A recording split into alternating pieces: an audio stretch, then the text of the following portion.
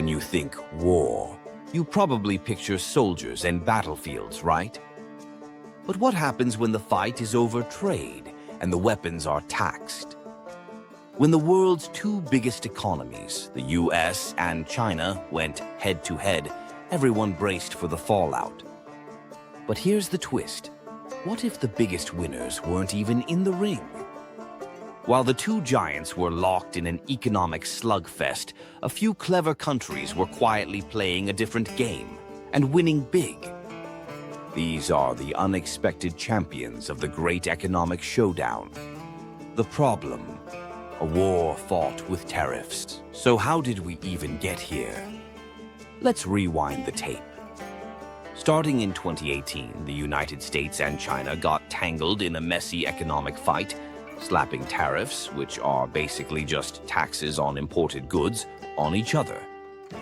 The goal was to protect their industries and settle some old scores on trade practices. This tit-for-tat battle escalated, and by early 2025, things got seriously intense, with tariffs on many Chinese goods climbing dramatically. A temporary truce was called in May and extended in August, pausing the planned tariff hikes. But before that, the damage was already being felt. The common thinking was that this would be a lose-lose situation, and for the main players, that was largely true. The US economy faced slower growth and higher prices, with American households feeling the squeeze. Every day, things like shoes and clothes get more expensive. Meanwhile, China was dealing with a big drop in exports to its largest customer, the US. The twist: cashing in on the chaos. But here's where it gets interesting. While the giants were duking it out, some other countries weren't just dodging punches, they were cashing in.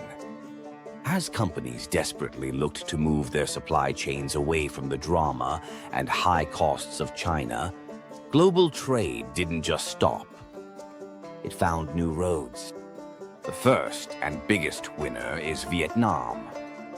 This Southeast Asian nation became the go-to spot for manufacturers fleeing the tariff crossfire.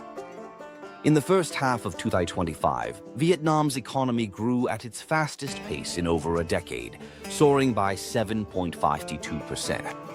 This boom was fueled by companies moving production for all sorts of goods, cementing Vietnam's new status as a manufacturing powerhouse. Next up, Taiwan. With its world-leading semiconductor giant TSMC, Taiwan became a massive beneficiary of the trade war. As our world becomes hungrier for advanced microchips, and with the US encouraging production outside of China, Taiwan's high-tech sector has absolutely thrived. Its exports for 2025 are predicted to grow by over 24%. And then there are the winners closer to home. With tariffs making Chinese goods more expensive, American companies started looking south, which was a huge gift for Mexico. Its proximity and long-standing trade deals made it a natural alternative for manufacturing. But it wasn't just about factories. Countries rich in raw materials also saw a golden opportunity. With the US searching for new suppliers, Chile hit the jackpot. In the first half of 2025, its copper shipments to the US skyrocketed as American buyers rushed to secure supplies. It's pretty clear this trade war created a spiderweb of consequences that most people never see. If you love getting the real story behind the headlines, do me a favor and hit that subscribe button and ring the notification bell so you don't miss our next video. The losers, and the bigger picture, of course, where there are winners, there have to be losers. The most obvious ones? American consumers and businesses.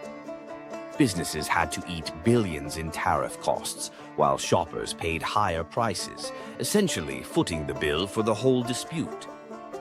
US farmers, especially those growing soybeans, were also hit hard by China's retaliatory tariffs, causing a world of financial pain in America's heartland.